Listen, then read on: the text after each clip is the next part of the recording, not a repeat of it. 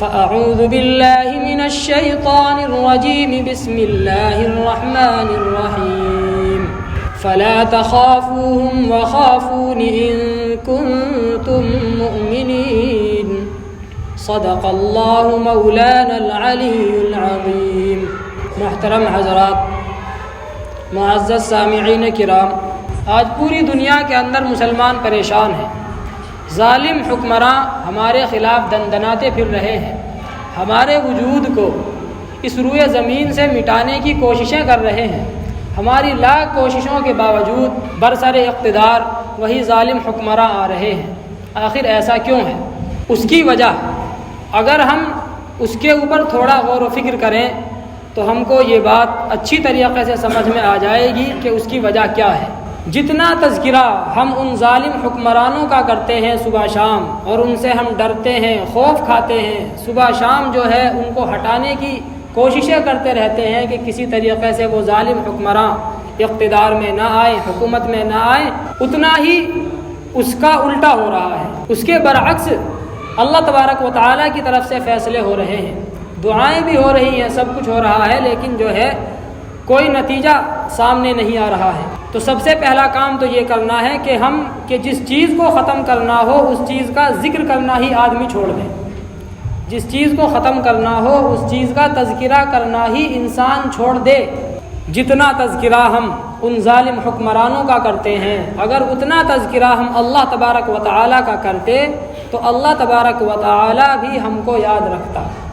جب اللہ تبارک و تعالیٰ ہم کو یاد رکھتا تو پھر ہمارے سارے کام بن جاتے. قرآن کریم میں اللہ فرماتے ہیں فَاذْكُرُونِي أَذْكُرْكُمْ، مجھ کو یاد کیا کرو میں تم کو یاد رکھوں گا.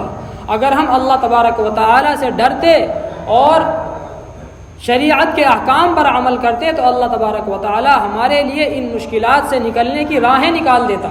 فرماتا ہے اللہ تبارک و تعالیٰ وَمَن يَتَّقِ اللَّهَ يَجْعَل لَّهُ مَخْرَجًا، جو اللہ تبارک و تعالیٰ سے ڈرتا ہے تو اللہ تبارک و تعالیٰ اس کے لیے راہیں نکال دیتا ہے.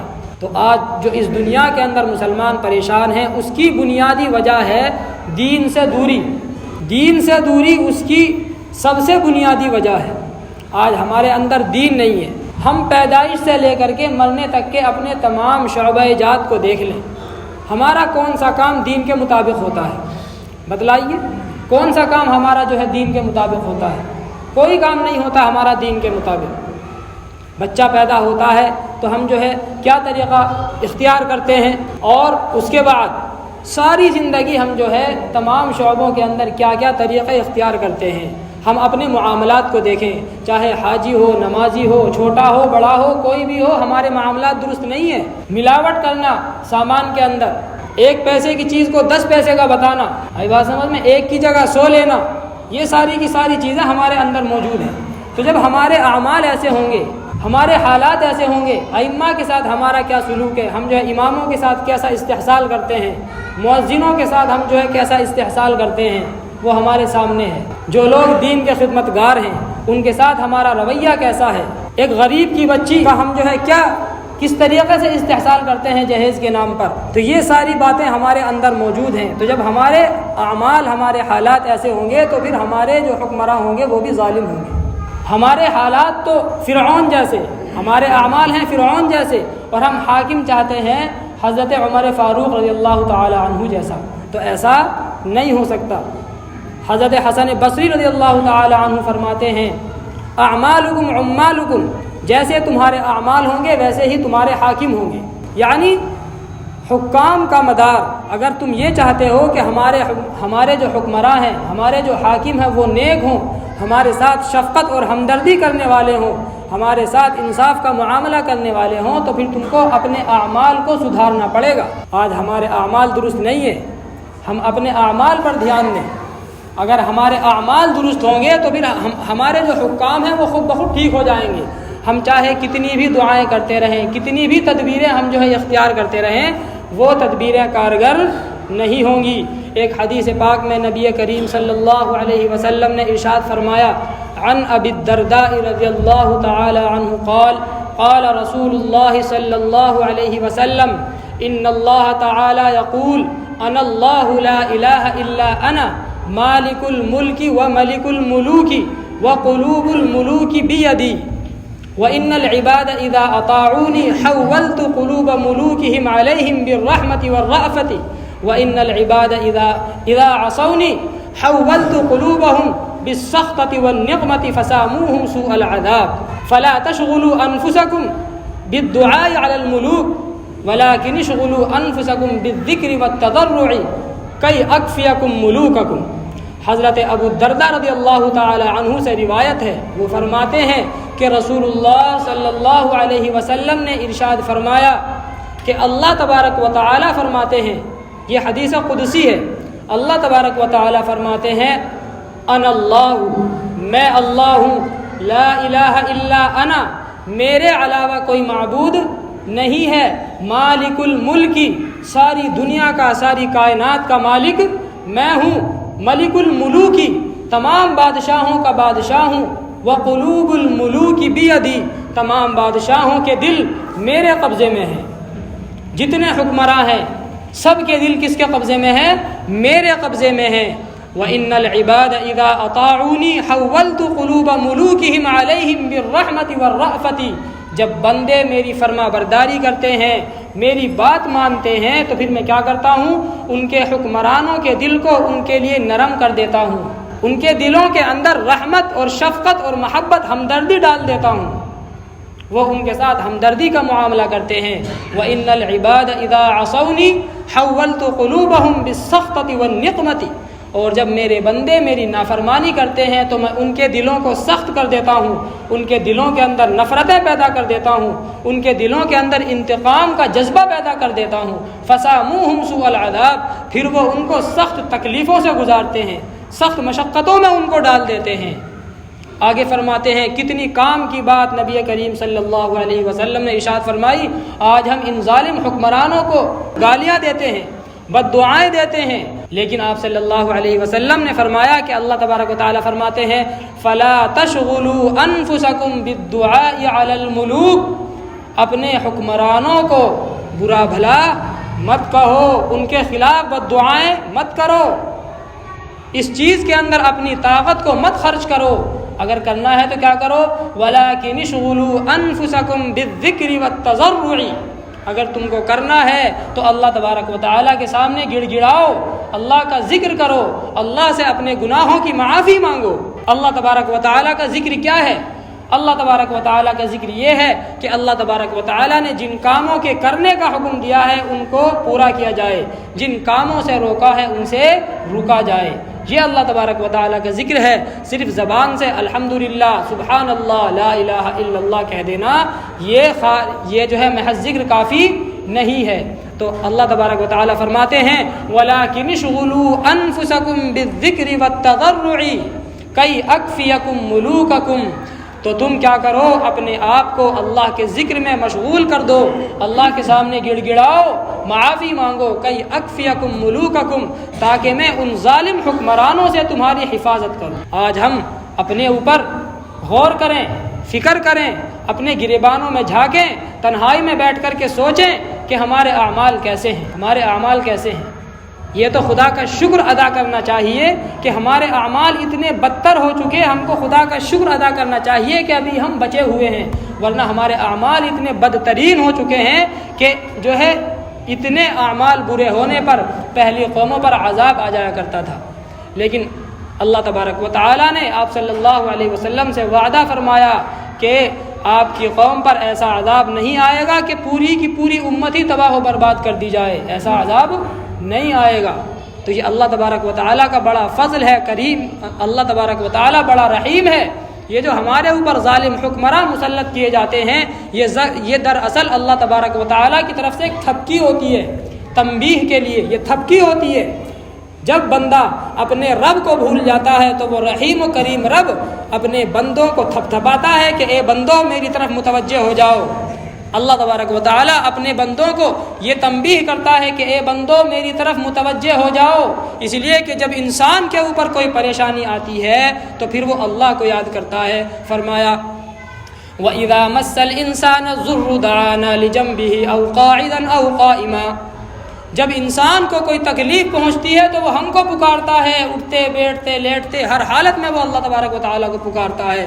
لیکن ہمارے اوپر اتنے حالات آنے کے باوجود، ہماری اتنی بے عزتی ہونے کے باوجود ہم اتنے بے حس ہو چکے ہیں کہ ہم ابھی بھی جو ہے اس بات کو سمجھنے کے لیے تیار نہیں ہیں، اپنے اعمال کو سدھارنے کے لیے ہم تیار نہیں ہیں.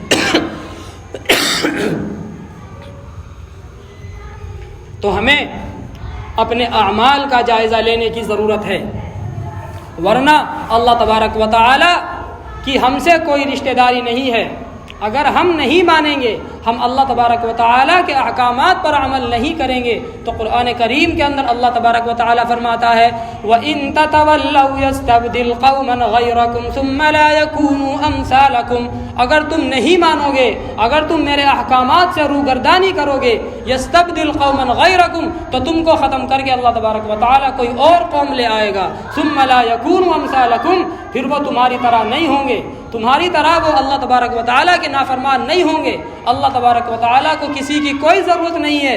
جس طریقے سے آج ہندوستان یہ علم کا مرکز بنا ہوا ہے، اسی طریقے سے اس زمین کے کئی علاقے دین کا مرکز رہ چکے ہیں، اور آج وہاں پر کوئی اللہ کا نام لینے والا بھی موجود نہیں ہے. اندلس کی تاریخ کو ذرا ہم اٹھا کر کے دیکھیں. اندلس کی زمین وہ سرزمین ہے کہ جہاں پر ایک وقت تھا کہ بڑے بڑے مدارس قائم تھے، بڑے بڑے محدثین وہاں پر پیدا ہوئے، وہاں پر دین کی بڑی بڑی درسگاہیں قائم تھیں. لیکن جب اللہ تبارک و تعالیٰ کے احکامات کو پامال کیا گیا، جب اللہ تبارک و تعالیٰ کی نعمتوں کی ناقدری کی گئی اور اللہ تبارک و تعالیٰ کے دین کے ان مراکز کو بے حرمتی کی نگاہوں سے دیکھا گیا، تو پھر کیا ہوا کہ وہاں کی جو مسجدیں ہیں ان کے اندر عیسائیوں نے، یہودیوں نے اپنے گھوڑوں کو باندھا، اسلامی حکومت ختم ہو گئی. اسی طریقے سے روس کا حال آپ حضرات کے سامنے ہے. روس ایک زمانے کے اندر اسلام کا ایک مرکز رہ چکا ہے. حضرت امام بخاری رحمۃ اللہ علیہ وہیں کے رہنے والے تھے، بخاری شریف وہیں پر لکھی گئی، سمرقند و بخارا وہیں پر ہیں. ایک وقت تھا کہ دین کا ایک بڑا مرکز تھا، لیکن ایک وقت ایسا آیا کہ قرآن کریم دیکھنے کے لیے بھی نہیں ملتا تھا. اگر کوئی اللہ کا نام لینے والا وہاں پر مل جاتا تو اس کو پھانسی دے دی جاتی. یہ سب کیوں ہوا؟ اس لیے کہ ہم نے ان لوگوں نے دین سے دوری اختیار کی، اپنے علماء سے جو ہے وہ لوگ کٹ گئے، علماء کو جو ہے ان لوگوں نے حقیر سمجھا، یہ سمجھنے لگے کہ ان کا کام تو صرف مانگنا اور کھانا ہے بس. یہی حال آج ہمارے ہندوستان کے اندر سازش کے تحت کیا جا رہا ہے کہ عوام اور علماء کے درمیان دوری پیدا کر دی جائے، علماء کو ایسا بنا دیا جائے کہ لوگ ان کا جو ہے مذاق اڑانے لگے، ایک ایسا کردار بنا دیا جائے عالم کو، حافظ کو، کہ کوئی شخص اپنے بچوں کو عالم اور حافظ نہ بنانے کے لیے تیار ہو. کسی کے دل میں یہ جذبہ نہ رہے کہ ہم اپنے بچوں کو اگر حافظ عالم بنا دیں گے تو وہ کھائے گا کہاں سے. آج دیکھ رہے ہیں نا ہم ہندوستان کے اندر حالات، کسی امام، کوئی مؤذن، اس کے حالات ذرا آپ دیکھیے، آپ اس کا ماہانہ وظیفہ دیکھیے، اسی سے آپ کو اس کی قدر کا، اس کے احترام کا اندازہ ہو جائے گا کہ جو ہے عوام کے دلوں کے اندر اس کی کتنی عزت ہے، اس کا کتنا مقام ہے، کتنا مرتبہ ہے اس کا عوام کے دلوں کے اندر، اندازہ ہو جائے گا. بہرحال مقصد کہنے کا یہ ہے کہ آج ہمارے دلوں کے اندر سے دین کی عظمت ختم ہو چکی ہے. جب دین کی عظمت ختم ہو جاتی ہے تو پھر اللہ تبارک و تعالی اس قوم کو نیست و نابود فرما دیتے ہیں. کوئی ایسا گناہ نہیں ہے جو آج ہمارے اندر نہ ہو. ایک ایسا گناہ جو ہمارے اس معاشرے کے اندر بالکل عام ہو چکا ہے اور اس کا گناہ ہونا ہمارے ذہنوں کے اندر سے نکل چکا ہے کہ یہ بھی کوئی گناہ کی چیز ہے، وہ ہے داڑھی کا کٹانا. داڑھی کا کٹانا یہ ہمارے دلوں کے اندر سے اس کی برائی بالکل نکل چکی ہے. حالانکہ حضرت لوط علیہ السلام کی قوم پر اللہ تبارک و تعالی نے عذاب بھیجا، پوری کی پوری بستی کو حضرت جبرائیل علیہ السلام آسمان پر اٹھا کر کے لے گئے اور اس کو جو ہے نیچے پٹک دیا. پھر آسمان سے پتھروں کی بارش ہوئی.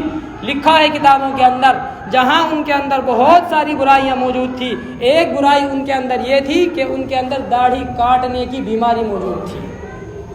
جب اللہ تبارک و تعالی کے صبر کا پیمانہ لبریز ہو جاتا ہے اور اللہ تبارک و تعالی بالکل یہ دیکھ لیتے ہیں کہ اب یہ قوم صحیح ہونے والی نہیں ہے، تو تبھی اللہ تبارک و تعالی اتنا سخت فیصلہ فرماتے ہیں. بہرحال یہ برائی جو ہمارے اندر موجود ہے، اس کا برائی ہونا ہمارے دلوں سے بالکل نکل چکا ہے۔ حالانکہ داڑھی کا کاٹنا ایسا گناہ ہے کہ آدمی نماز پڑھ رہا ہو، روزہ رکھے ہوئے ہو، سو رہا ہو، لیٹا ہو، بیٹھا ہو، ہر حال میں اس کا گناہ ملتا رہتا ہے۔ اور داڑھی رکھنے کا ثواب ایسا ثواب ہے کہ آدمی چاہے سو رہا ہو، لیٹا ہو، بیٹھا ہو، چل رہا ہو، بات کر رہا ہو، ہر حال میں اس کا ثواب ملتا رہتا ہے۔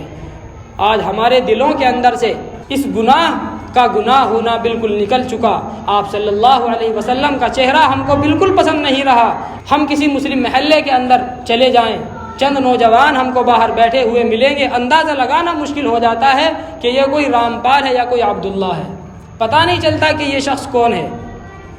ہم کو اپنا ظاہر ایسا بنانا چاہیے کہ ہم کو دور سے دیکھنے والا ہی یہ پہچان لے کہ یہ آپ صلی اللہ علیہ وسلم کا امتی ہے، یہ آپ صلی اللہ علیہ وسلم کا دیوانہ ہے۔